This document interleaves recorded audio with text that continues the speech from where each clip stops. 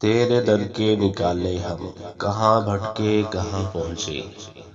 کل شام کا وقت تھا، رات اپنی باہیں پھیلائے دن کو اپنی آغوش میں لینے جا رہی تھی۔ اوپر سے ہلکی ہلکی بوندا باری نے ہم جیسے اس شاخ کے ماحول بھی بڑا اداس بنا رکھا تھا۔ ہوا میں خنکی کافی زیادہ تھی، جس کی وجہ سے یخ سردی میں الیکٹرک ہیٹر بھی کام نہ کر رہا تھا۔ میں چاہ رہا تھا کہ جلد از جلد کام نبیڑوں اور بستر میں جا دبکوں۔ اسی سوچ میں مستغرق تھا کہ اچانک تھانے کا گیٹ کسی نے زور سے کھٹکھٹایا۔ تھوڑی دیر بعد سنتری صاحب نے ایک سائلہ مائی کو میرے پاس پیش کیا۔ مائی نہایت خوف زدہ تھی۔ اس کو تسلی دیتے ہوئے آمد کا مدعا پوچھا تو کہنے لگی، ہماری دکان میں ایک کملہ بیٹھا ہے، منتیں کیے جا رہا ہے کہ مجھے یہاں رات سونے دیا جائے۔ صاحب میرے چھوٹے چھوٹے بچے ہیں، رات کہیں میرے کسی بچے کو اٹھا کر ہی نہ لے جائے، مہربانی کر کے اس کو قابو میں لے کر ہماری جاں بخشی کروائے۔ میں نے فوراً 2 ملازم اس کملے کو پکڑنے کے لیے روانہ کر دیے۔ 10 منٹ کے بعد وہ کملہ میرے روبرو کھڑا تھا۔ کملے کی جامع تلاشی لی گئی تو اس سے سوائے تکیہ اور ایک گرم چادر کے کچھ نہ برآمد ہوا۔ تھوڑی دیر کی تفتیش میں وہ سوائے اپنے نام و پتہ کے کچھ بتانے کو تیار نہ تھا۔ میں نے جب ذرا سختی برتی تو زاروں کی طرح رونے لگا۔ میں نے بھی کچھ کہا اور اس کو دل کی بھڑاس نکالنے دی۔ جب اچھی طرح رو چکا اور دل کا غبار اتر چکا تو خود ہی اپنی کہانی سنانے بیٹھ گیا۔ صاحب ضلع قصور کا میں رہائشی ہوں، گریجویشن میری تعلیم ہے، باپ کے ساتھ ضلع ملتان میں ٹیکسٹائل کا کام کرتا تھا۔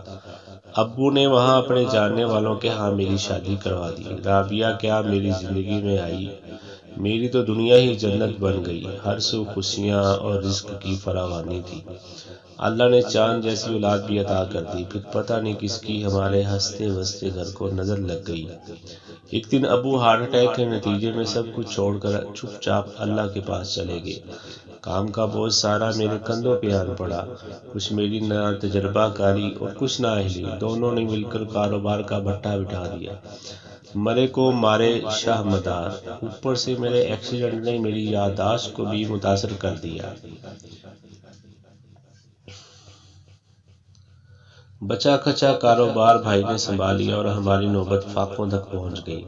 باوجود ذہنی مسئلے کے میں پختہ دم تھا کہ ایک دن میں سب کچھ ٹھیک کر لوں گا، لیکن رابعہ ہمت ہار چکی تھی۔ آئے دن مجھے کوسنا، بچوں کو مارنا اس کا معمول بن گیا۔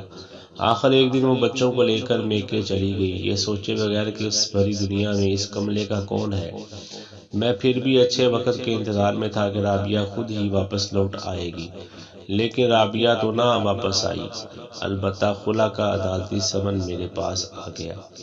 پھر وہ دن بھی آیا جب عدالت میں رابعہ حصول خلا کے لیے میرے روبرو کھڑی تھی۔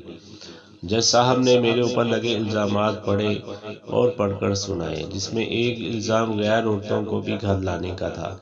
ایکسیڈنٹ کے بعد یہ الزام دوسری چوٹ تھی جس نے میرے دماغ پر اثر کیا۔ جس شخص نے اپنی پوری زندگی میں رابعہ کے وجود کے سوا کسی کے لمس کو نہ چھوا تھا، وہی شخص آج ایک گھٹیا الزام میں عدالت میں محفوظ کھڑا تھا۔ اس کے بعد کیا ہوا مجھے کچھ معلوم نہیں، بس 2 ماہ بعد پتہ چلا کہ میں ایک دماغی امراض کے ہسپتال میں داخل ہوں۔ ہسپتال سے چھٹی ملی تو گھر آیا۔ ماں بھی اس عرصے میں میرا غم سینے میں چھپائے اپنے خدا کے پاس چلی گئی تھی۔ بھابھیوں نے 4 دن مجھ پہ ترس کھایا، پھر آخر ان کو بھی 2 وقت کی روٹی دینا ناگوار گزرنے لگا۔ مجھ سے یہ ذلت برداشت نہ ہوئی۔ اس کے بعد صاحب جی میں نے اپنا بوریہ بستر سنبھالا اور گھر سے نکل آیا۔ ڈھونڈنے کی کوشش انہوں نے بھی نہیں کی اور واپس میں بھی نہیں گیا۔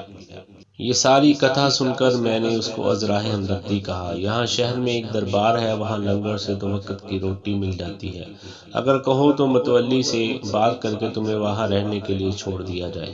کہنے لگا، نہیں صاحب، میں اس حالت میں کسی ولی کی درگاہ پہ نہیں رہنا چاہتا اور نہ ہی 2 وقت کی روٹی کے لیے ان کا احسان لینا چاہتا ہوں۔ میں نے کہا، تمہارے ساتھ کچھ بن جائے تو کم از کم اپنی شناخت کے لیے اپنا شناختی کارڈ تو پاس رکھا کرو۔ کہنے لگا، صاحب میری شناخت تو رابعہ نے ختم کر دی، میں نے اب کسی کو اپنی شناخت بتلا کر کیا کرنا۔ میں نے کہا، اپنے بھائی کا نمبر یاد ہے، آپ کو اس کے پاس بھیج دیتے ہیں۔ جی یاد تو ہے، لیکن رہنے دے، وہ مجبور ہیں، اپنے گھر نہیں رکھ سکتے۔ مجھے یہ کہتے ہوئے اس نے منہ دوجے پاسے پھیر لیا۔ میں نے اس کے بتلائے ہوئے نمبر پہ باوجود روکنے کے رابطہ کر دیا۔ آگے سے فیصل صاحب بول رہے تھے، ان کو ساری صورتحال بتلائی اور بڑے بھائی کو واپس لے جانے کی استدعا کی تو کہنے لگے یہ مست لوگ ہیں، اپنی مرضی کرتے ہیں، ان کو ان کے حال پر ہی چھوڑ دیا جائے اور جانے دیجیے بس۔ میں نے اس کو جاتے ہوئے 200 روپیہ دینا چاہا تو اس نے نرمی سے میرا ہاتھ پیچھے دھکیلا اور چپ چاپ اپنی گدڑی اٹھائی تھانہ سے باہر نکل گیا۔